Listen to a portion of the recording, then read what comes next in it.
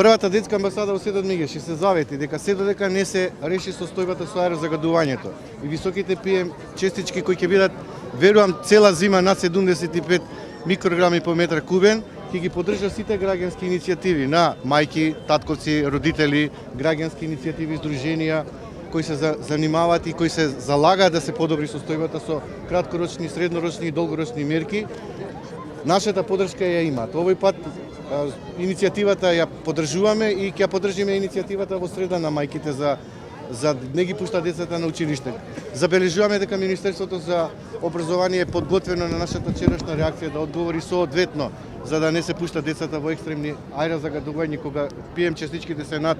75, 100, 200, 300, 400, а може да се случи многу брзо 1000, да се бойкотира наставата, да се организираат масовни протести, поддржуваме граѓанска непослушност, блокирање на патишта, се со цел да се подобри состојбата и брзо да се донесе прагот, да се намали, да биде максимум 75 PM и алармот да звони 2 дена последователни. После 2 дена последователни, доколку се случи аерозагадувањето да не се намали на под 75,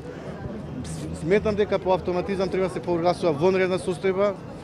која навистина ги погодува пред се здравјето на децата. Забележувате дека во детска болница полна се отварат дополнителни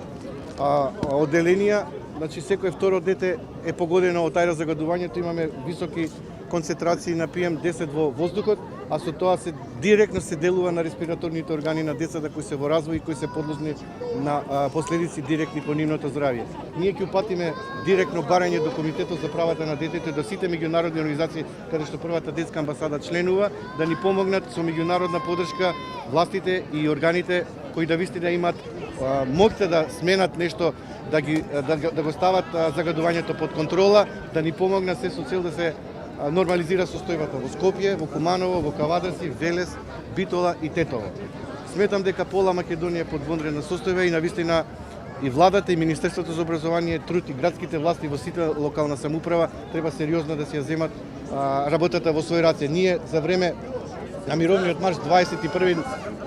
септември организиравме тука мировен марш. Видовме многу политичари кои се заветија дека ќе ја подобре состојбата, дури градоначалниците дојдоа да потпишат својрачно дека ќе се залагаат да ја стават оваа ситуација под контрола. Наша задача е сега подписите кои ги дадоа да ги посетиме на заветувањата и навистина да ги опоменуваме и да преземат одговорност лична од нивна страна, децата да не трпат последици по нивното здравје. Тоа е нивна обврска и со Уставот и со Конвенцијата за правата на детето.